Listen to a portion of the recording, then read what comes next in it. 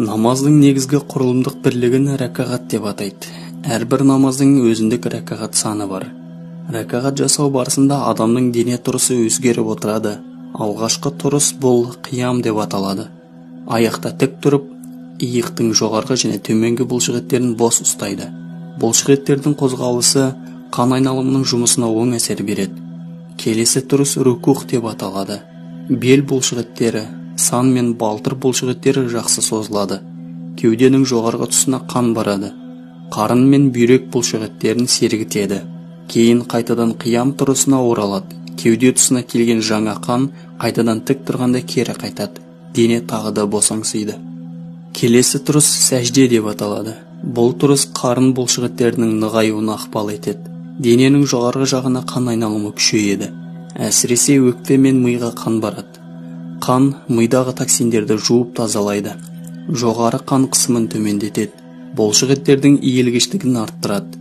Келесі тұрыс тізеде отыру деп аталады. Ер адамдар табанын көтеріп, бар салмағымен сол аяғына отырады. Бұл бауырдың ішіндегі токсиндердің азаюына ықпал жасайды және тоғышектің толқи жиырылуына әкеледі. Қарындағы қоректік заттар төмен түсіп, ас қорытуға ықпал етеді. Келесі тұрыс тағы да сәжде болады. Алдыңғы сәждедегі пайдалы қызметтер тағы да жүзеге асады. Сосын қайтадан тізеге отырады. Осымен бірінші рәкағат аяқталды. Әрі қарай намаздың рәкағат санына байланысты орнынан тұрып жалғастырады. Әрбір намаздың рәкағат саны әртүрлі болады. Таң намазы 2 сүннет 2 парыз. Бесін намазы 4 сүннет 4 парыз 2 сүннет. Екінті намазы 4 парыз. Ақшам намазы 3 парыз 2 сүннет. Құптан намазы 4 парыз 2 сүннет 3 үтір. Әрбір рәкағатты қиям, рукух, сәжде тұрыстарының саны 7 болса, жалпы бір күнде намаз оқушы адам бұл әрекеттерді 224 рет қайталайды.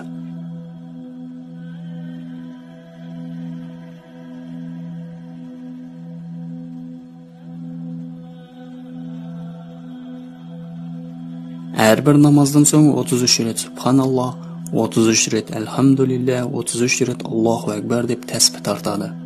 Тәсбihнің 5 уақыт намаздағы жалпы саны 495-ті құрайды. Тәсбih тарту тек бас бармақтың көмегімен ғана жүзеге асады. Яғни жоғарыдағы Йосия Хасегаваның зерттеуіне сәйкес, бұл әрекеттердің барлығы адамның денсаулығына өте пайдалы болып табылады.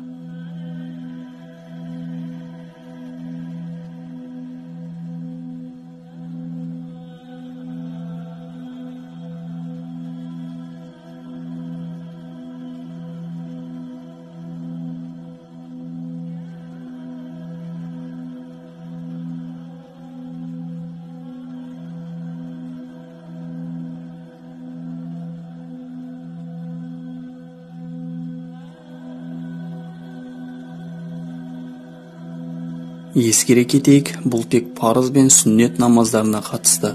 Одан бөлек нәпіл намаздары бар. Ең бастысы әрбір намазға дәрет алу міндет саналады. Бұл өз кезегінде қарт адамдарға қосымша физикалық қозғалыс болады. Оның да өзіне сай дене тұрыстары бар. Сондай-ақ гигиеналық тазалыққа септігін тигізеді. 5 уақыт намаз қарт адамдардың үнемі физикалық белсенділікте жүруіне ықпал етеді. Әрі сауап амал, әрі пайдалы жаттығу. Көріп отырғанымыздай, намаздың пайдасы физикалық тұрғыдан адамның денсаулығына пайдалы болып табылады. Алла елшісі оған Алланың игілігі мен сәлемі болсын, Құран оқыған адам қартайғанда алжымайды деп айтқан.